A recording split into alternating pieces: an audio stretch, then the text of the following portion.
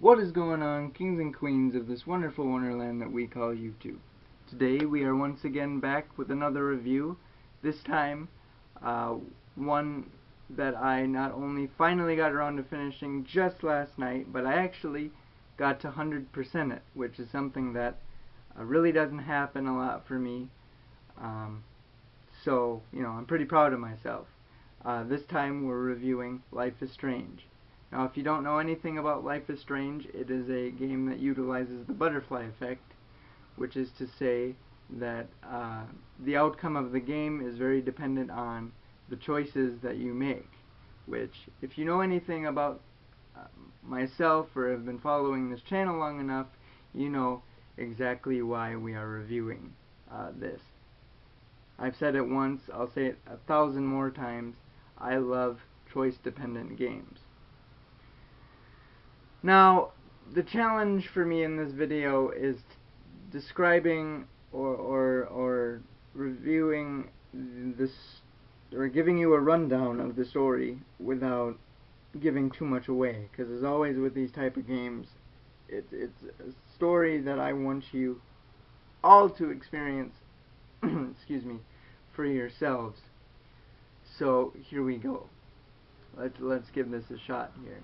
You play as an 18-year-old girl by the name of Max Caulfield, who after 5 years moves from Seattle back to her hometown of Arcadia Bay, which is of course like a little fishing village type thing, with the purpose of attending this hoity-toity prep school by the name of Blackwell Academy, where she is studying photography. Now, right off the bat, I think the story starts off super relatable. I think we've all been in situations, whether we move away or start a new school or what have you, where we're trying to fit in, trying to figure out who we are, make friends, and whatnot. And you really get a glimpse of what it's like to be an 18-year-old girl. Which, of course, being a guy isn't relatable, but I think we've all been in situations like that. Where it stops being relatable, however, is what I will call, through a series of unfortunate events, she reconnects with her childhood friend Chloe, and she discovers that she has the ability to alter time, or rewind time. Now, it doesn't take a brain scientist to tell you that when such powers are introduced, a lot can go wrong. Things tend to unravel relatively quickly, as is the case in Life is Strange, and in the week's time that the game's story revolves around. It goes from a normal week at the beginning to quite blatantly a week from hell, and you know, Life is Strange really takes off.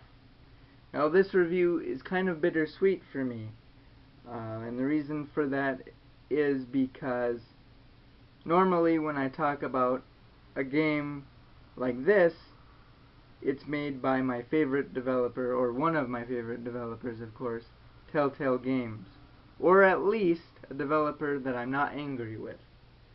Coincidentally enough, this game is made by Square Enix, which, as we all know, I haven't necessarily been on Team Square Enix lately. So it's really bittersweet to admit that I love this game. God,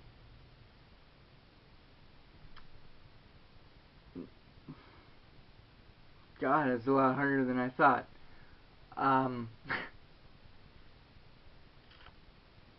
Square Enix, I think, hit the nail right on the head when it comes to the story. Something I've said a lot, even probably just as much as the fact that I love games like this is that I love games that really involve the player, that they, really take you on a thrill ride with the characters and make you care what happens to each and every one of them. Square Enix does that to a T. It's filled with twists and turns and mind-blowing plot twists and just all these crazy things. And even at one point, I think it becomes a real psychological horror game, if you will, because there's a section in the game. Well, there's a couple of sections in the game where you just don't know what's going on, and it's weird and it's uneasy and just, yeah. So right across the board, I have to admit, Square Enix did the story perfectly and gave me everything that I would want. Now, I know the same could be said about a lot of other butterfly effect type games, being that they're set up this way, but I could really see, to be honest, I could really see Life is Strange on Netflix, or maybe YouTube Red, or even maybe cable. I could really see Life is Strange on like the Freeform network, right alongside like Pretty Little Liars or something like that. And I just outed myself that I'm a fan of that show. But yeah, I could really see it being made into a TV show, and like I said, I know the same could be said about all the other games like this, but the problem is with games like The Walking Dead and Game of Thrones, they're already TV shows. Wolf Among Us would be a challenge because it's so dipped in fantasy, that it would probably almost mirror something like Once Upon a Time or something like that. So I couldn't really see that as a TV show. And Until Dawn, while it is a phenomenal horror genre thrill ride, it's long, and I think instead of like a TV show format, I think it would just make a really awesome horror movie. But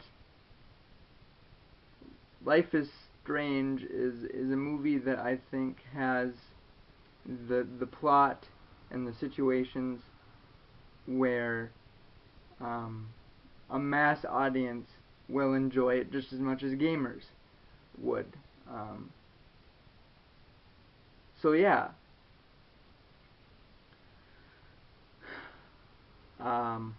Sorry, I lost my train of thought for a second. Just kind of went blank.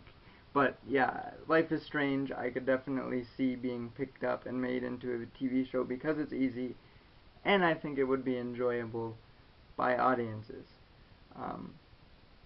So the story, I think, which is probably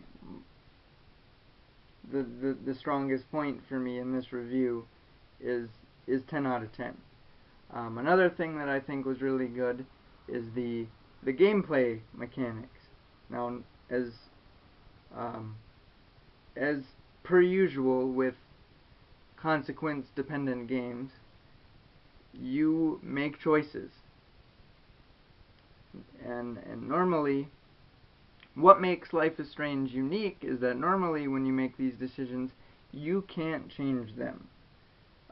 Which means that you have to make a choice and live with the consequences throughout the rest of the game, whatever they may be.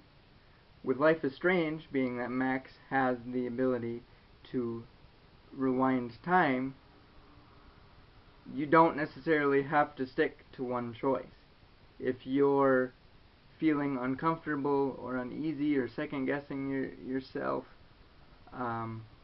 which is quite common in games like this, Especially in this game, there are some hard choices where you really have to dig deep into your heart and say, what would I do? And you're like, I don't know, I don't feel good about this. Which was the case when I played it. But if you're feeling this way, you can, of course, rewind time to the beginning of the conversation and change things up, which I think is really cool. Of course, there are some cases where you can't do this because the choices are kind of substantial to the game and the story, so some of them you can't change and you have to live with, but I would say probably 9 out of 10 situations you can reverse if you choose, which is really cool.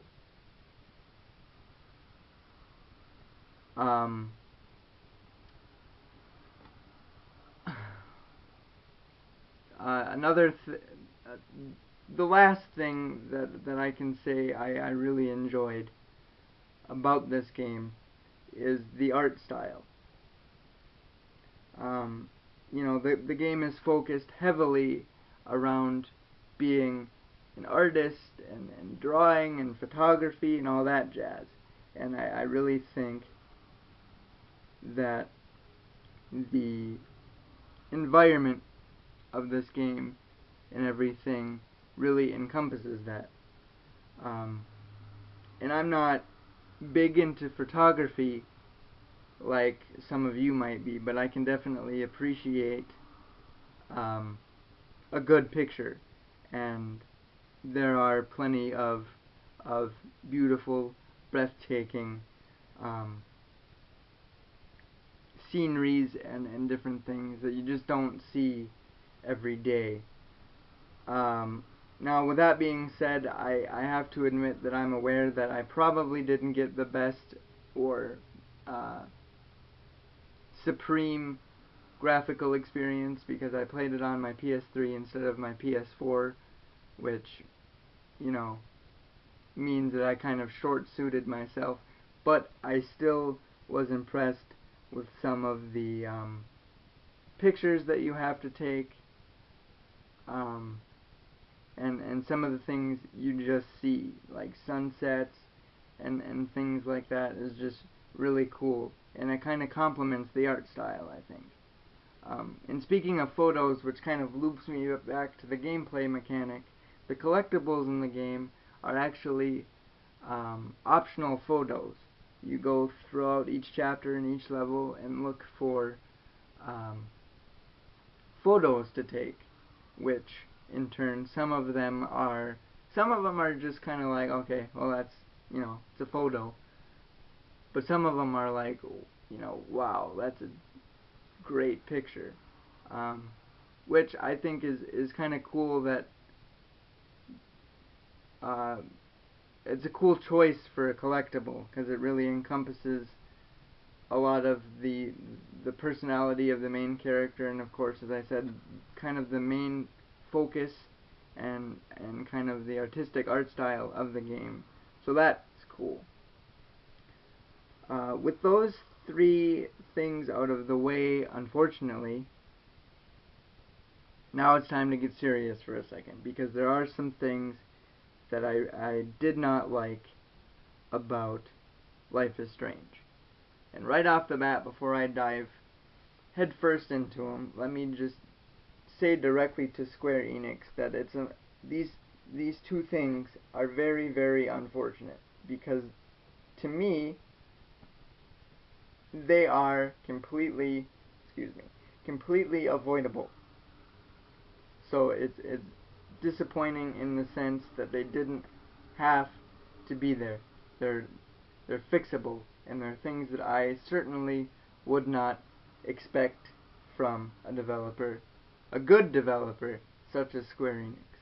I'll give Square Enix the devil's due here and say that I do like the majority of their games. They have a certain style that is awe-inspiring, and they're a great developer. So it's very disappointing to me to have to talk about these next two things in the game. The first disappointment, and probably the most annoying one for me, would be the lip syncing. Is so far off, it's ridiculous. Like, I felt like I wasn't playing a modern day game. Like, I felt like Life is Strange is a really kick-ass game for 2001. And it's unfortunate because even though I was able to kind of get used to it and not focus on it so much and enjoy the game as it progressed, it was very, very distracting, and it kind of pulled me out in a sense of that immersive experience, because in this day and age, in 2016, we have games that, it's almost like watching a movie with a controller in your hand. It's very lifelike and very almost surreal. So the fact that the lip syncing is so bad, it's almost like Square Enix didn't try. I don't want to use the word childish, but it's pretty bad, especially for a creator like or a developer like Square Enix in the year 2016. It's a shame, and I would expect a lot better. The second thing isn't really quite as upfront. It was something that took me a while to catch on to, and that would be the audio work, the dialogue work. And what I mean by that is the dialogue is very choppy,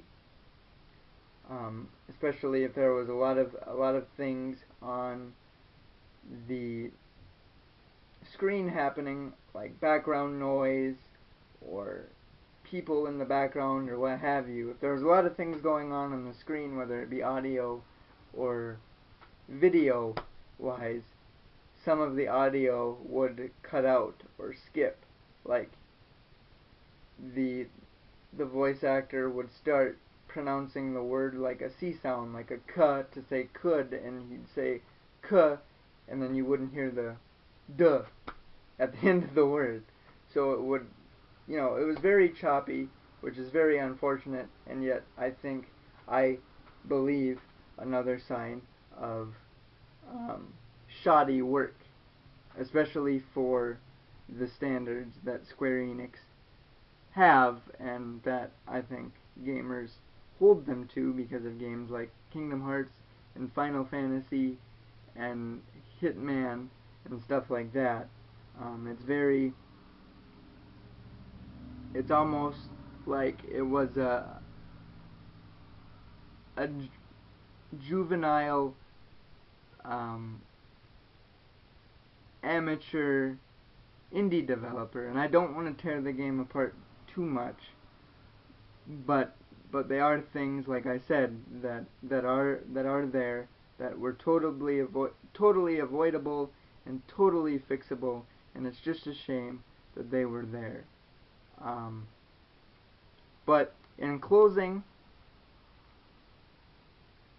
of course, my rating, which because of the things that I liked,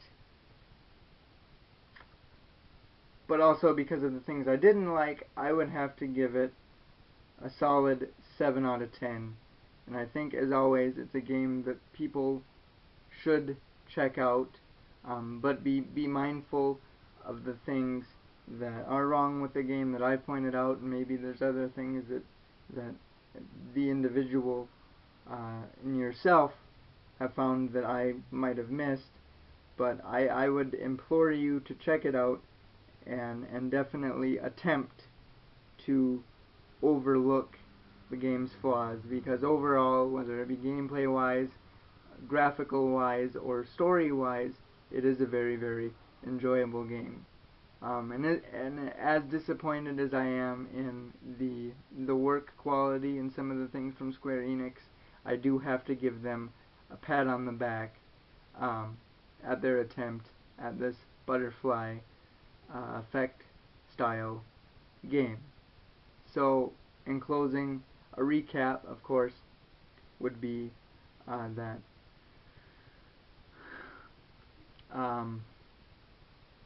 Life is Strange, pretty good, not great, 7 out of 10, definitely check it out, and I'm giving Square Enix a solid pat on the back.